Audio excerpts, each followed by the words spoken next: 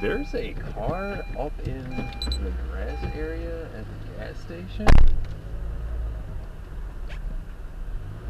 I think somebody like jumped off the road and then fucking got out of it.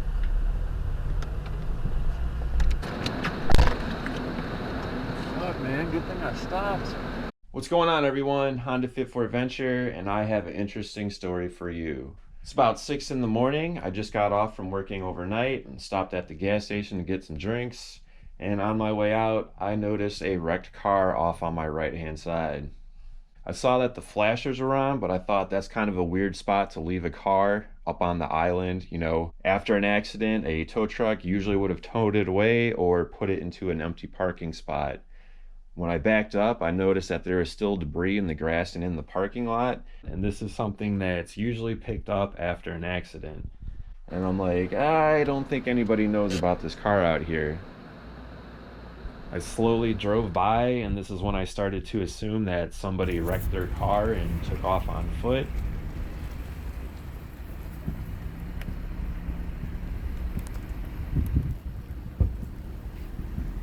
I didn't see anybody inside, so I got out of my car and gave it a quick look.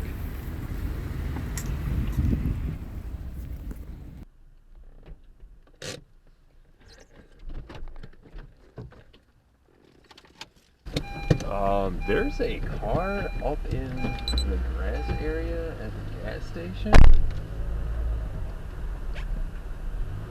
I think somebody like jumped off the road and then fucking got out of it.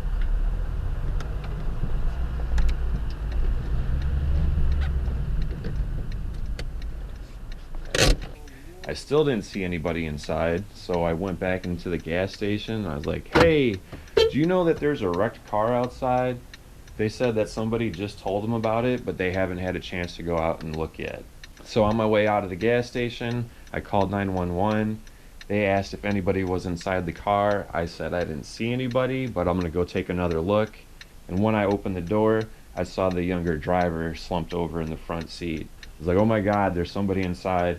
The 911 operator then asked me to check if they were still breathing, and I don't know how to describe that to you, where one minute you're buying something to drink and the next minute you're checking to see if somebody's still alive.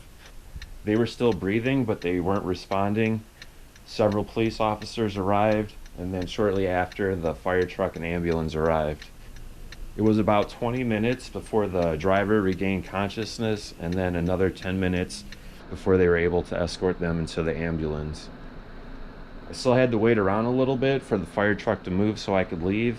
And on my way out, I was wondering, how long has that car been sitting there, or how long was it going to sit there if I didn't stop? Fuck, man, good thing I stopped. So I guess the lesson I learned today is if I see a wrecked car, to go take a look. Don't assume that the situation has been dealt with.